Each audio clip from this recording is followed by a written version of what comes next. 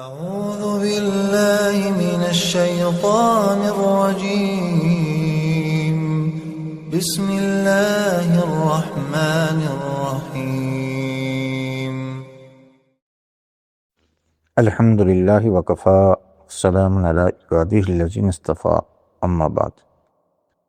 امام ترمذی رحمہ اللہ نے اللہ کے رسول صلی اللہ علیہ وسلم کے ارشاد نقل کیے ہے کہ العناۃ من اللہ والعجلۃ من الشیطان، کہ وقار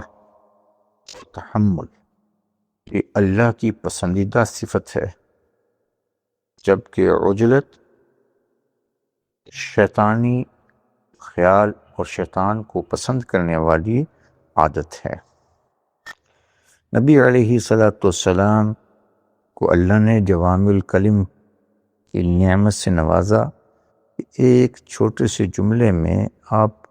بہترین مضمون آپ علیہ السلام سمو دیتے ہیں، اور یہ آپ کا معجزہ ہے، اللہ کی خاص عطا ہے آپ علیہ السلام پر، جس کا آپ علیہ السلام اس کا تذکرہ بھی کرتا ہے، اوتیت جوامع الکلم۔ اس حدیث شریف میں حلم کو، وقار کو، تحمل کو، بات کو کرنے سے پہلے اس میں غور و فکر و تدبر کرنا،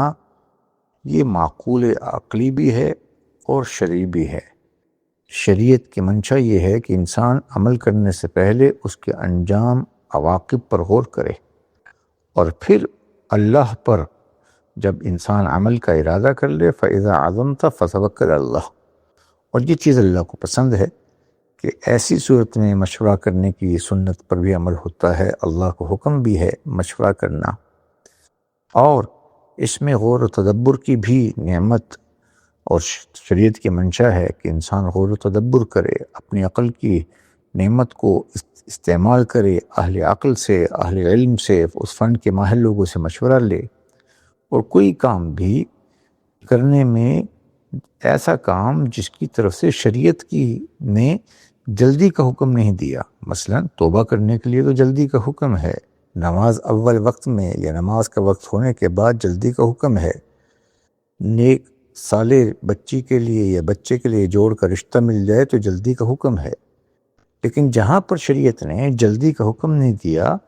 وہاں شریعت کی منشا یہی ہے کہ انسان اپنی عقل کو، مشورہ کو، اہل علم کی اور فن کے ماہر لوگوں کی رائے کو بروئے کار لا کر کسی چیز کا فیصلہ کرے، جلدی نہ کرے۔ جبکہ حضور نے اسی حدیث کے اگلے جملہ میں فرما دیا کہ بغیر غور فکر کے، تدبر کے، لوگوں کی، فن کے ماہر لوگوں کی رائے لینے میں یہ اور عجلت برتنا یہ شیطانی کام ہے، اس لیے کہ اس سے عام طور پر انسان کو ندامت ہوتی ہے، انسان کے قدم لڑکھڑا اٹھتے ہیں، انسان کی ہمت پست ہو جاتی ہے، اور یہ ساری چیزیں شیطان کو خوش کرتی ہیں،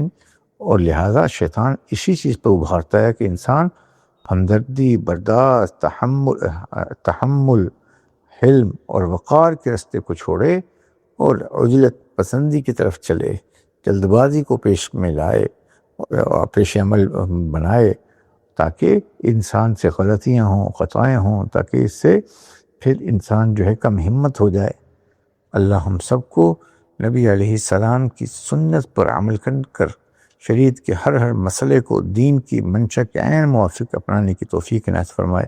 اللہ ہم سب سے راضی ہو جائے، اپنے رضا والی زندگی عنایت فرمائے، جنت میں پاکیزہ اعلیٰ نسبتوں کے ساتھ مجتمع فرمائے۔ السلام علیکم ورحمۃ اللہ وبرکاتہ۔